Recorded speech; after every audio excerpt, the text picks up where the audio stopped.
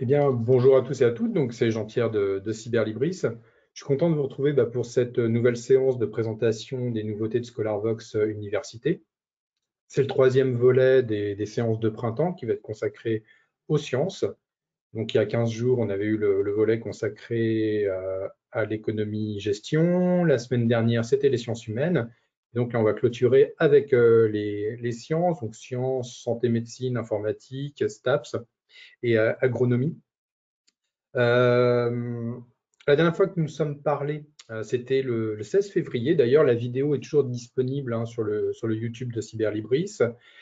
Et comme d'habitude, je peux d'ores et déjà vous annoncer la date de la prochaine séance de présentation autour des sciences. Ce sera la dernière avant l'été. C'est le vendredi 21 juin à 11 h. Donc, je vous enverrai un petit mail, évidemment, récap de tout ce qu'on va se dire ce matin avec les liens vers les éditeurs, les thématiques, plus le lien vers le replay et l'inscription à la séance du 21 juin. La vidéo, quant à elle, sera disponible sur YouTube la semaine prochaine. Donc, pour les personnes qui suivent sur YouTube, vous trouverez en description de la vidéo tous les liens des sélections que j'aurais préparées ce matin. Donc, voilà un petit peu pour l'introduction. Donc, au niveau du plan, on conserve le même plan que d'habitude. C'est un petit focus autour des éditeurs, des grosses mises à jour qui ont eu lieu sur des éditeurs. Et puis après, j'ai passé sur une partie thématique avec une thématique autour des sciences, de la santé-médecine, de l'informatique, des STAPS et de l'agronomie et de l'agriculture. Voilà un petit peu pour faire un petit tour d'horizon rapidement. Juste pour un bref rappel, pardon. Il y a 2 mois, avant de passer aux éditeurs, on a accueilli un nouvel éditeur dans le catalogue, c'est Mercury Learning. Donc, si vous avez raté la chose, sur la vidéo YouTube d'il y a 2 mois, vous retrouverez évidemment les liens pour retrouver les ouvrages en informatique, en sciences et en santé-médecine avec cet éditeur américain. Donc voilà ce que je voulais vous dire. Alors, je vais couper ma caméra évidemment, et on va pouvoir commencer sur le début de la séance. Et on va parler des éditeurs. Alors, Herman, j'en ai parlé dans ma séance sur l'économie-gestion. J'en ai parlé également en SHS la semaine dernière. Donc, il y a eu pas mal de mises à jour qui ont été faites ces dernières semaines avec Herman. Donc, en sciences, ils nous ont fait une sélection de titres. Alors, il y en a d'autres qu'on va travailler évidemment dans les semaines qui viennent. Il y a 47 titres au total, des ouvrages qui sont publiés entre 2013 et 2024. Donc, j'ai retenu par exemple le nucléaire nouvelle génération, par exemple, qui va être intéressant. L'autre qui va être juste à côté, c'est Eureka également, qui est plus sur l'histoire des sciences. Il y a beaucoup d'ouvrages, vous allez voir, sur l'histoire et la philosophie des sciences dans la sélection. Et puis, il y en avait un autre que j'avais retenu. Il est où? C'est l'histoire des météos. Il est où? Peut-être un petit peu plus bas parce qu'il y en avait pas mal. Ah oui, il y a le monde givré aussi, parce qu'il y a toute une collection relative à la météo justement qui nous a été proposée par, euh, par Herman, Neige et glace aussi par exemple. Donc, mais l'ouvrage dont je voulais vous parler, je l'ai mis où? Toum. Doit être un peu plus bas, ça va être un titre plus ancien. La brume et le brouillard, pareil, tout ça, c'est des ouvrages relatifs à la collection de la météo. Ça devait être cette collection-là dont je voulais vous parler. En tout cas, on a accueilli pas mal de titres. Donc, il y a des choses super intéressantes dedans, en physique, mathématiques, par exemple, ordre et désordre du monde. Donc, beaucoup de choses en sciences, évidemment, on est là pour ça. Beaucoup de choses. Ah, c'est l'histoire des météophiles. C'est celui-ci. Je suis passé dessus. Donc, beaucoup de choses en sciences, en histoire des sciences et en philosophie des sciences nous ont été proposées par Herman. Donc, 47 titres ont été retenus là dans la sélection du jour. Toujours sur Herman, et bien, une petite sélection également en santé-médecine, donc 10 titres publiés quant à eux entre 2013 et 2022. Alors, il y a Hors de nos têtes, par exemple, qui va être intéressant. Il y avait aussi Pathos et Chronos, la pensée à l'épreuve de la maladie chronique. Et puis, Introduction à la philosophie des sciences médicales également. Donc, il y a tous les autres titres, hein, évidemment, publiés, comme je vous l'ai dit, entre 2013 et 2022. Une petite sélection d'une dizaine de titres de Hermann en médecine.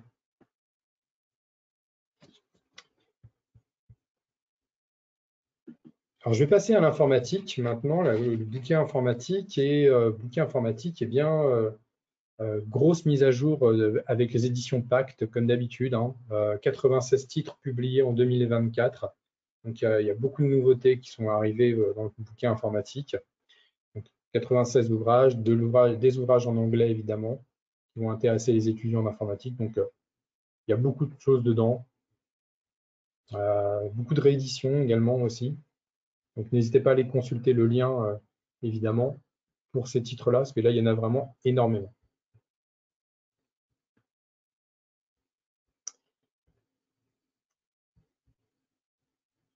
Alors, autre éditeur, toujours sur les nouveautés pour le fonds informatique, c'est BPB. Même chose, 43 titres publiés en 2024 également, qui nous ont été proposés par l'éditeur. Alors, pour mémoire, BPB, on les avait fait rentrer dans notre fonds il y a un peu plus d'1 an et demi, maintenant, début 2023, quasi 1 an et demi. Et vous retrouvez aussi beaucoup de choses en informatique qui vont être intéressantes. Donc là, 43 titres, donc je pense qu'il y a de quoi faire. Puis, c'est un éditeur qui vient d'Inde pour le coup. Pacte sont anglais, BBB sont indiens.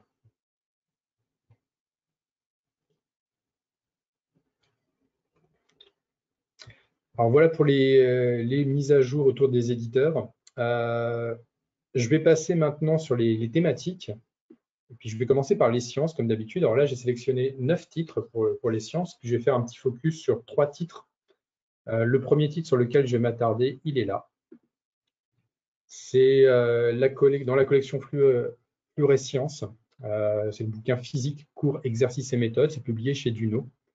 Donc, c'est un manuel, évidemment, qui va être indispensable. Il y a 5 auteurs, 5 professeurs qui ont travaillé sur cet ouvrage. Alors, tout d'abord, il y a Alban Douillet, qui est maîtresse de conférence à l'Université d'Évry. Catherine Even-Baudouin, qui est maîtresse de conférence à l'Université de Saclay. Nathalie Lebrun, qui est maîtresse de conférence à l'Université de Lille. Nathalie Luigi-Guigui, qui est maîtresse de conférence à l'Université Paris-Sorbonne. Et Nicolas Vernier, qui est lui maître de conférence à Paris-Sud. Donc, c'est un manuel qui va être à destination des étudiants en première année, qui a pour but justement d'assimiler toutes les connaissances fondamentales en physique. L'ouvrage est composé, comme je vous l'ai dit tout à l'heure, de cours, d'exercices et de méthodos. Donc, il est en 20 chapitres. Et qu'est-ce qu'on retrouve dedans? Évidemment, toutes les bases de physique, l'équilibre statique, la cinétique, la dynamique, l'énergie et la collision, l'électrostatique, l'électrocinique, l'image optique, pression et température, machine thermique. Alors, je ne vous fais pas tous les chapitres, évidemment, parce que je parle d'un manuel de plus de 600 pages quand même, mais vous voyez un petit peu l'idée. Donc, je pense que ça va être évidemment un manuel ultra important pour vos étudiants en première année.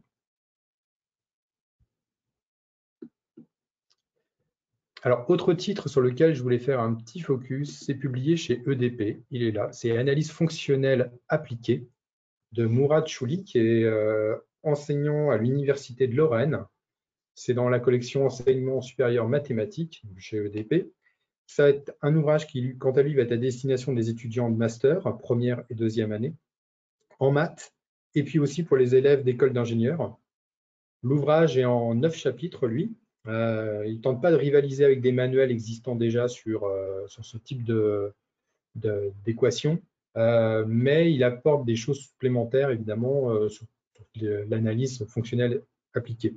Donc, on retrouve parmi ces 9 chapitres, on va retrouver tout ce qui concerne toutes les notions liées aux équations elliptiques, les principes de maximum, les inégalités de Harnack et la propriété d'unique continuation. Donc, un ouvrage bien costaud, avec plein de formules mathématiques dedans, plein d'équations, évidemment, qui est disponible. Alors, autre titre que j'ai retenu, il est là, c'est l'énergie. L'énergie des sciences techniques, c'est de Jean-Pierre Brasbin, publié chez Ellipse. Jean-Pierre Brasmin, il est auteur scientifique principalement. Et dans cet ouvrage, l'auteur revient sur deux choses. Tout d'abord, l'énergie d'un point de vue scientifique et l'énergie d'un point de vue technique. Donc voilà, c'est un peu dans le titre, mais c'est bien de resituer. Donc tout d'abord, l'auteur revient sur qu'est-ce que l'énergie, quelles sont ses différentes formes, les différentes forces qu'elle exerce, comment on calcule les différentes formes d'énergie qui peuvent exister. Et puis, la deuxième partie du livre va être consacrée aux techniques, comment on passe des sciences aux techniques, quelles sont les ressources, comment se passe la production, les stockages. Donc, on pense à l'énergie solaire, au vent, à l'énergie nucléaire, l'eau, etc. Eh bien, tout est expliqué dans cet ouvrage, qui est très bien fait, qui peut être lu d'ailleurs par un grand public aussi, qui peut être lu par des étudiants évidemment, mais aussi par un peu grand public. Donc, l'ouvrage est plutôt bien fait. Alors, sur la partie science, vous pouvez donc retenir physique dans la collection Fluoresciences, analyse fonctionnelle appliquée chez EDP et l'énergie des sciences techniques chez Ellipse. Alors, je vais passer en santé-médecine maintenant. J'ai fait une petite sélection là de 6 titres et je vais m'attarder sur 2 d'entre eux. Le premier titre sur lequel je vais m'attarder, eh c'est la cardiologie. C'est dans la collection EDN, en fiche et en schéma. C'est de Marine Debonny, qui est interne au CHU de Bordeaux. Donc, c'est un ouvrage qui va permettre de préparer au mieux l'EDN via la discipline de cardiologie. Dedans, on retrouve 24 fiches. Pas toutes les détailler parce que c'est du langage très technique. Donc, on retrouve tout ce qui concerne les risques cardiovasculaires, l'hypertension artérielle et tout ce qui concerne les palpitations également. Donc là, je vous donne les notions entre guillemets les plus simples. Et puis, l'ouvrage comporte 8 entraînements également. Donc, il y a 8 entraînements présents dedans.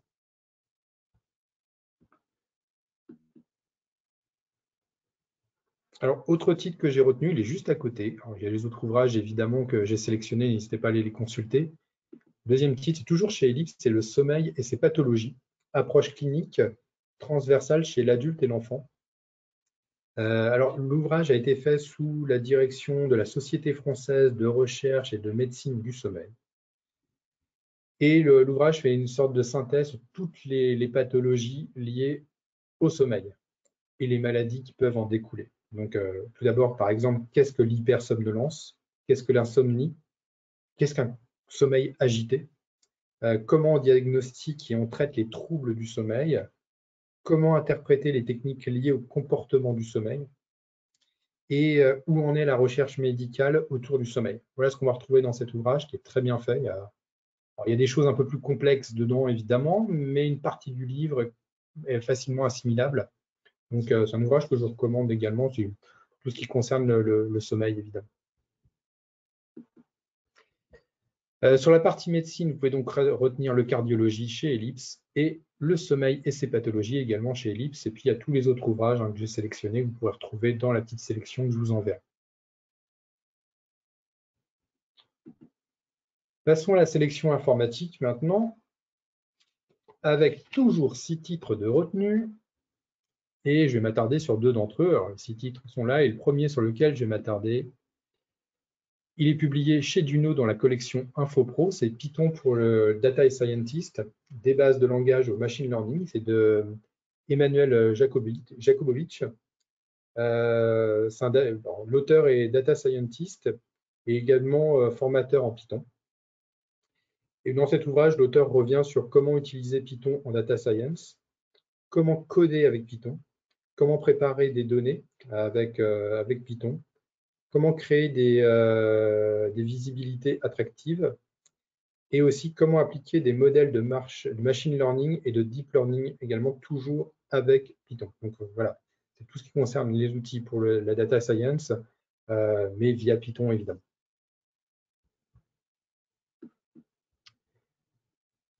Autre ouvrage que j'ai retenu, c'est Intelligence artificielle, génération générative. C'est toujours publié chez Duno. Alors, il y a 2 auteurs qui ont travaillé dessus. Il y a Philippe Nadeau et Kathleen Jobin, qui sont tous les deux des directeurs d'entreprise qui touchent à l'intelligence artificielle, dans le milieu de l'intelligence artificielle. Et les deux auteurs reviennent dans cet ouvrage sur les grands enjeux, évidemment, de l'intelligence artificielle générative de nos jours, comment les intégrer dans les enjeux professionnels, quels sont les impératifs éthiques et juridiques liés à l'intelligence artificielle et quelles perspectives également peuvent exister. Donc on est sur un ouvrage qui va être à la frontière des genres, hein, qui va intéresser aussi bien des étudiants en informatique que des gens qui veulent développer un business autour de l'intelligence artificielle. Donc c'est un ouvrage qui est vraiment bien fait, qui est bien construit, donc je vous recommande également aujourd'hui pour la partie informatique. Donc sur la partie informatique, on peut retenir Python pour le data scientist et puis intelligence artificielle, génération générative également. Et également, il y a les autres ouvrages que j'ai retenus aujourd'hui que vous retrouvez dans la sélection. On va passer sur les STAPS maintenant. Avec même chose, j'ai fait une petite sélection de 6 titres et je vais m'attarder sur 2 d'entre eux. Et le premier sur lequel je vais m'attarder, il est publié aux éditions Globe, il s'appelle Championne. Il est de Ève Menu, qui est directrice du site l'Histoire par les femmes. Et dans cet ouvrage, l'autrice nous présente le portrait de 40 sportives à travers différentes disciplines, c'est bien l'athlétisme, le tennis, le football, l'alpinisme, depuis l'Antiquité à nos jours, et les difficultés que rencontraient pour ces femmes pour se faire accepter en tant que pionnières dans leur discipline. Donc, l'ouvrage revient aussi parmi les différents portraits, hein, où en est la situation aujourd'hui des femmes dans le sport, quels combats, outre que ceux sportifs, sont encore à mener. Et parmi les sportifs qu'on va retrouver dedans, je vais en citer des contemporaines, on pense à Jenny Longo, Soya Bounali, Serena Williams, et puis une autre figure importante, c'est Alicia Milliet, qui en 1922 a été la créatrice des Jeux Olympiques pour femmes, des premiers Jeux Olympiques pour femmes. Donc voilà le type de portrait qu'on va retrouver dedans. L'ouvrage est excellent, très bien fait. Donc je le trouve très bien construit. Donc c'est un ouvrage que je recommande à la fois aux étudiants de STAPS et les gens qui veulent se faire une culture générale sur le sport également. Autre ouvrage que j'ai retenu, 24 heures et malheurs du Mans, de Stéphane Bois, Bob Garcia et Guillaume Nedelec, qui sont tous les 3 journalistes sportifs. Et les 3 auteurs reviennent sur l'ouvrage a été publié aux éditions du Rocher à l'occasion des 100 ans des 24 heures du Mans, de la course des 24 heures du Mans. Donc les 3 auteurs reviennent sur les moments qui ont jalonné la course depuis sa création donc en 1923. On retrouve donc les débuts jusqu'à l'âge d'or qui était dans les années 50-60 des 24 heures du Mans. Et puis dedans on balaye l'accident de 1955 avec Mercedes. On pense aussi à Steve McQueen, évidemment, avec le film qui s'appelait Le Mans. Donc on retrouve toute l'histoire de la course dedans et c'est un ouvrage qui est vraiment très intéressant. Donc, un ouvrage que je vous recommande également pour la partie STAPS aujourd'hui. Donc vous allez retenir donc Championne, ces femmes qui ont marqué l'histoire du sport chez les éditions Globe, et 24 heures et malheurs du Mans aux éditions du Rocher.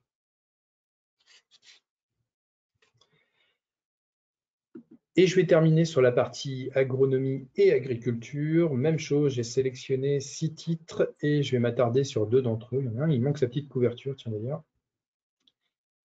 Le premier sur lequel je vais m'attarder, c'est Vignes, vin et changement climatique aux éditions Quae de Nathalie Ola et Jean-Marc Touzard. Alors, Nathalie Ola est physiologiste de la vigne à l'UMR de Bordeaux.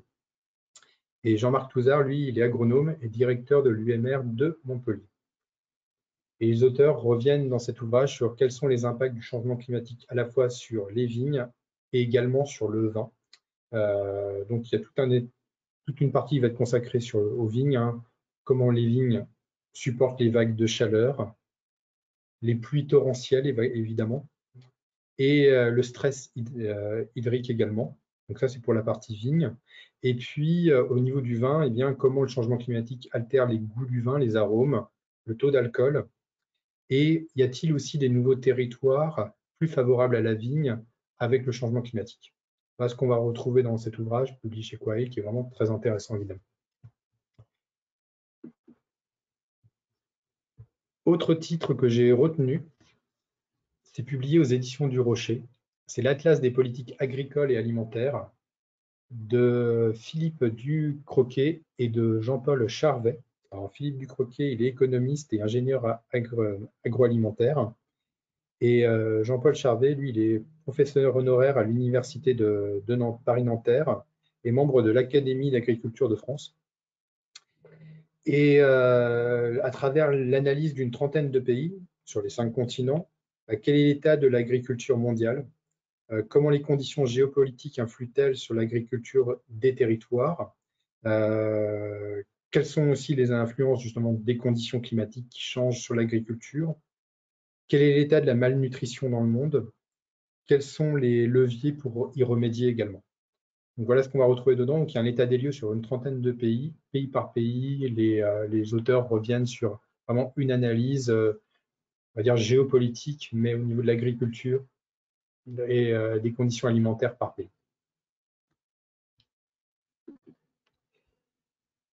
Donc sur la partie agronomie agriculture, vous pouvez donc retenir vignes, vins et changement climatique, et puis l'atlas des politiques agricoles et alimentaires. Voilà, j'ai terminé pour aujourd'hui. J'espère que ça vous a plu, que vous avez trouvé des ouvrages qui allaient être intéressants à proposer aux étudiants. Je vais vous envoyer évidemment en fin de matinée le petit récap avec tous les liens des ouvrages qui ont été proposés. Qu'est-ce que je voulais vous dire d'autre? Oui, on se retrouve le 21 juin pour la prochaine séance consacrée aux sciences. Et par retour de mail, via le récap, n'hésitez pas à revenir vers moi pour toute question, j'y répondrai avec plaisir. Donc voilà, je vous remercie beaucoup de votre attention, je vous souhaite une bonne journée. Je vous dis à très bientôt, n'hésitez pas par retour de mail à revenir vers moi. Au revoir.